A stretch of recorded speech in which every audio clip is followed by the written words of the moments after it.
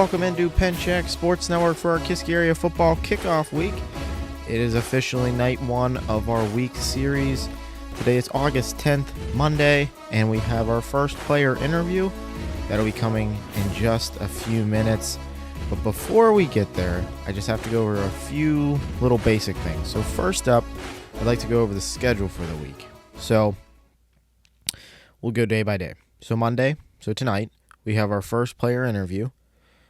And each interview, there'll be about this 5-minute section where I go over basics, and then we'll go into the interview. You'll see me after for a few minutes, and then it's done. All right, so that's that. So that's tonight. Tuesday, same schedule. We have another interview. Wednesday, same schedule. We have another interview. So those all start at 7 o'clock. All are probably going to be under 10 minutes in total. Thursday is a little different. Starts at 7. There's a podcast episode. It'll be our football podcast, so a special edition where we'll go over all the things you need to know about Whitfield football coming this season. I don't know how long it'll be, but somewhere in there we'll have our exclusive coach interview. So you kind of have to watch it all because you never know when we're going to cut to it and when we're going to throw it in. But it is a great interview, and you definitely want to watch it. So that's Thursday. And then Friday is a little different. So it is the Lift-A-Thon, our big event of the week. It starts at 5 o'clock, not 7. So I know I said that every single night it starts at 7 o'clock. That is mostly accurate, just not on Friday. It starts at 5. So make sure Friday, tune in at 5, because if you go on at 7, it'll be over. Each night will be a different interview. It is all one-on-one inside the Kiski area weight room. It's a pretty cool backdrop. I think you're going to like it. We do need to go over something non-football related, and that would be the 2026 We Serve First Pack the Park game. It is down in Kennedy Park. It happens every year. It is a classic matchup on the Ellen Toy grass court. Little grass volleyball. Never can beat it. This year it's a little different though. Usually it's just Kiski and Norwin. JV 330, Varsity 5. That's not how it is this year. We have more teams. So at 3:30, Apollo Ridge and Leechburg will face off. At 5, Kiski area and Norwin, both of those being varsity games. There'll be no JV. That is scheduled to be Tuesday, September 1st. It may change. I'm not sure yet. But right now, Tuesday, the 1st, is that. The first football game, also kind of important, is on the 28th. That is at Gateway. That is our debut of Kiski area football on PSN, so you definitely want to check it out. It is at Gateway, and that should be a good one. Kiski area and Gateway, they faced off last year. Gateway did come away with the win. I don't remember the score exactly, but it was close, so it should be a good game. I think that's all the announcements I have. Yeah, I think we're good. The Lift-A-Thon is streaming on our YouTube channel. So when you go to watch it, make sure you go to the YouTube.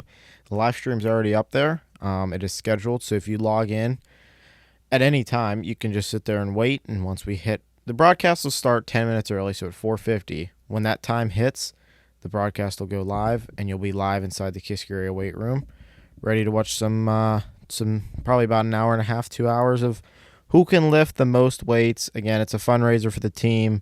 You get money, you can get prizes, you can get trophies, medals. I mean, it's just a good kickoff event. And then the season's just around the corner. So with that, we are ready to air our first interview. It is just a few seconds away. I hope you enjoy it. We'll send it off to the Kiski area weight room, and we'll see you on the other side.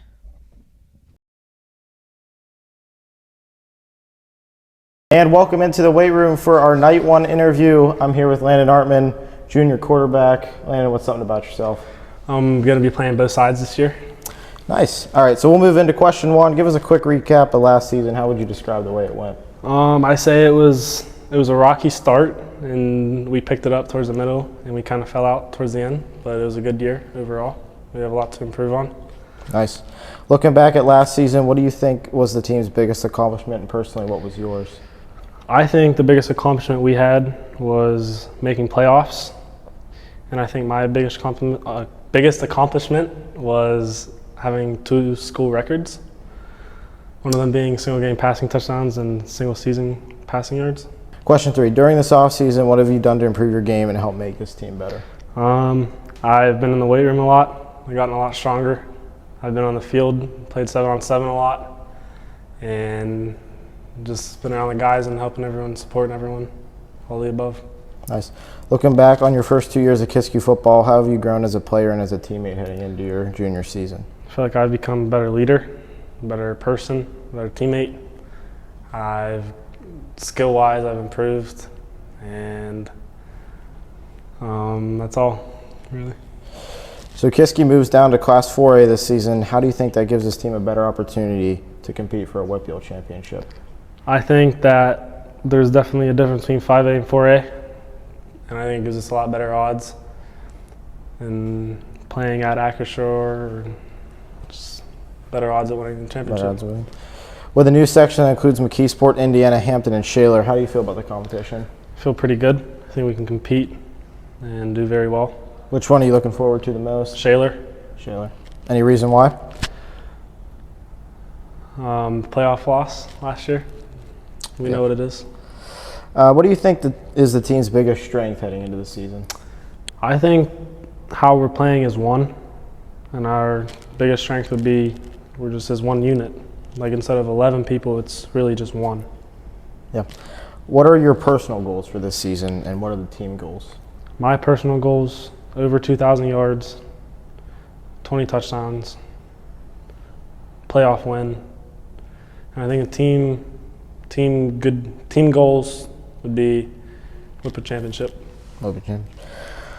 What younger players have impressed you the most this offseason? There's a few. One of them being my brother, Colby Artman, and S.J. McCartney. Ashton Taylor's young. Yeah. If you had to describe this year's team in one word, what would it be and why? Together. Together. Because we do everything together. We're like a brotherhood. We're a family. We support each other no matter what, and it's just all together.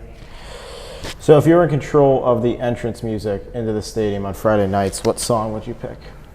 I would either do Enter Sandman or Iron Man, and we would be walking over the hill. Is there any reason to those songs, or just? I like those, and I feel like they're more intimidating. It's an intimidation factor. Yeah. It's a big year with a new classification, new head coach, and new opponents. What are you most excited about heading into the season? Week 0. Week 0. At Gateway, what are you? I'm very excited. We owe them one from last year. It was a tough loss. Would have helped us in the playoffs. If you had to give a score prediction, what would you want the score to be? 35-14. Nice. Is there one game on this year's schedule you're especially looking forward to? Shaler. And playoff loss from last year? Yes. Yeah, one payback. And one last question for tonight. If you could send one message to Kiski fans before the season starts, what would it be? Be there or be square. All right, well, that wraps it up. Any closing remarks? Nope. Be there, be square. All right, well, best of luck this season. And we'll see you tomorrow for another interview. All right.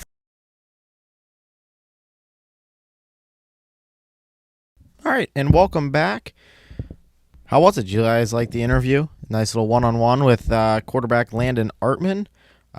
Again, we thank you, Landon, for doing it. We really appreciate taking the time and letting us, interview you. That'll wrap it up for tonight's episode. Best of luck this season to the Cavaliers. They got a lot ahead of them. They got, new section, new classification. I think it's a very doable year for the Cavaliers. All my announcements I did before the episode started. And so with that wraps up tonight's episode. And so we'll be back live 7 o'clock tomorrow for our second night of this, night 2. The week has just kicked off. You're going to want to watch it each night. If you miss it, It'll still be up there after, so like if you missed tomorrow's episode, you can still watch it at any point after the airtime. But with that, we'll see you tomorrow for our second interview. Good night.